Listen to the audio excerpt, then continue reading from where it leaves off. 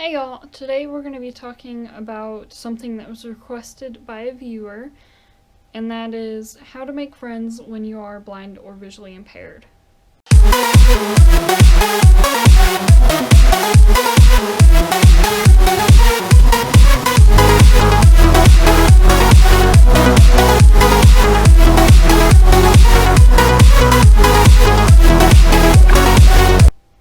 So for me personally, this is something that I've struggled with ever since I was little. So I feel that it is important to let you guys know some of the tips and tricks that I've found to make the process of making friends a little bit easier. Of course, there's no guaranteed one way to make friends. It kind of just depends on what works best for you, but these are some of the things that I've found that work best for me, at least, and that may work for you. One of the biggest things that has helped me make friends is definitely getting involved, whether you're in high school or you're in college or you're not in school at all.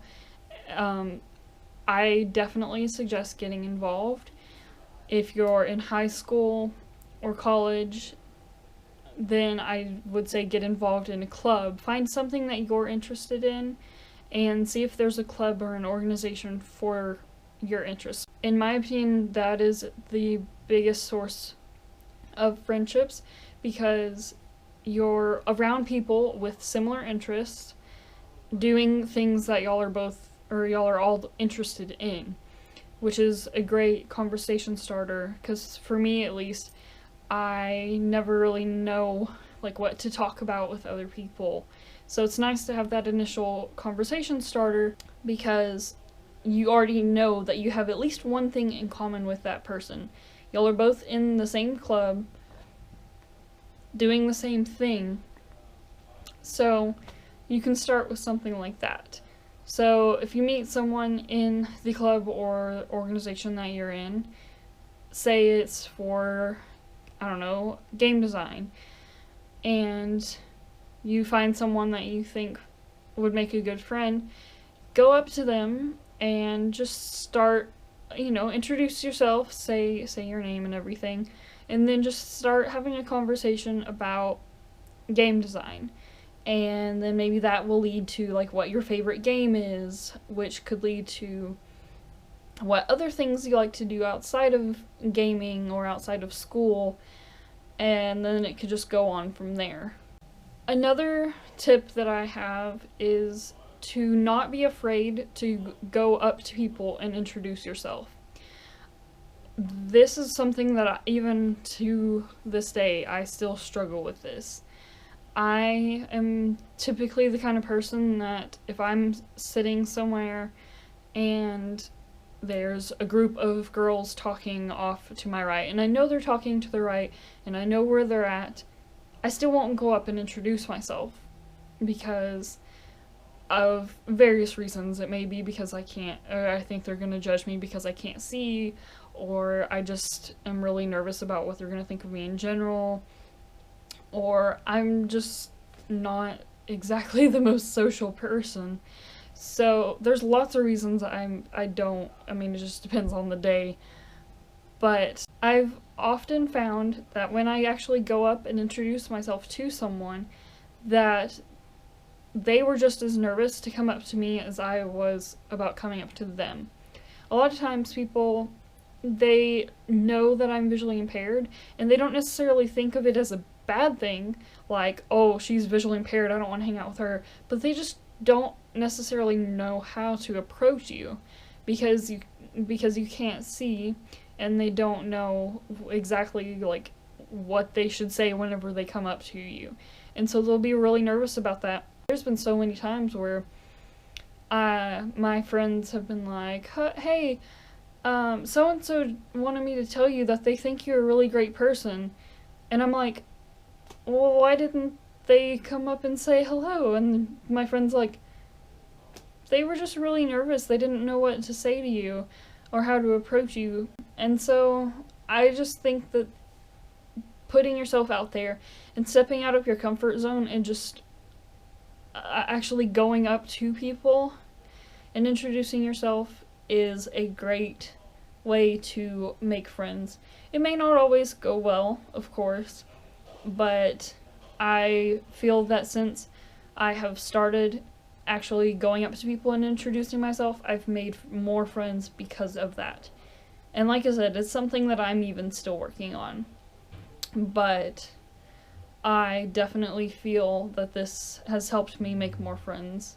Be actively involved in your growing friendships. So what I mean by this is, if you've met someone and you're not quite friends yet, you're still kind of acquaintances, but you're like hanging out with them and you want to do stuff with them, make sure that you are also suggesting to go places or to hang out, whether it's at your house or at the movies or the mall, wherever it may be.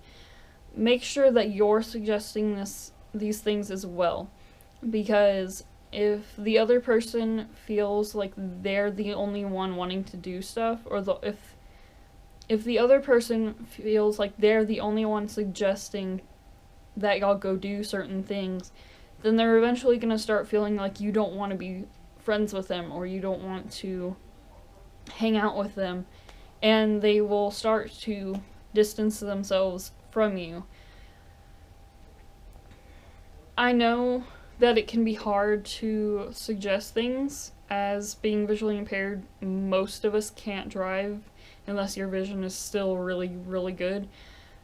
So as someone who can't drive, it can be hard to say, hey, let's go to the movies or let's go to the mall, because then it's like, well, sure, we can go, but how are we going to get there?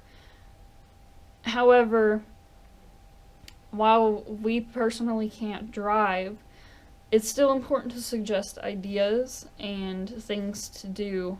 And the last tip that I have for you guys is to simply be positive and to be happy.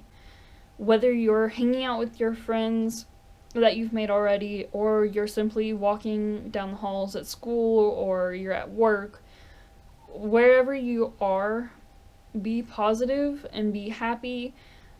I know there are good days and there are bad days, but people do not want to be around negative people.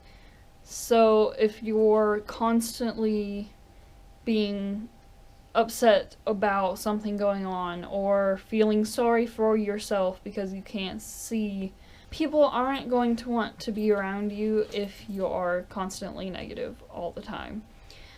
Again, this is something that I've struggled with. I'm still working on it, but I'm a lot better than I used to be. But when I was younger, I was always very negative. I was the kind of person that immediately thought of the worst possible thing that could happen, and thought about that it probably would happen. Like, if I took a test, I would immediately think that I failed the test. And I would think, if I failed the test, then I'm going to do badly in the class. And if I did badly in the class, then I would not do as well in high school. And if I didn't do as well in high school, then that means I wouldn't get into a good college. Like, seriously, these are things that went on in my head all the time when I was younger. And looking back, I could tell that people didn't want to really be around me as much because I was so negative. And while I am still not as positive as I should be, I am a lot better than I used to be, and now that I have been more positive, people tend to be more willing and open to hang out with me. And I know that is easier said than done. I know it's hard to be positive all the time, but just try to stay positive and stay happy, and just let your happy, positive personality shine through, and people around you will notice if you're more positive or if you're happy all the time, and they will want to hang out with you more than if you're just kind of meh, or you're really negative all the time. But I hope this video was helpful. I I know that there's not like a whole lot of information in this video, but these are just some tips that I could think of. But I hope you guys enjoyed this video. If there are any other video requests that you have for me, just leave those in the comments down below. And I will see y'all in my next video. Bye!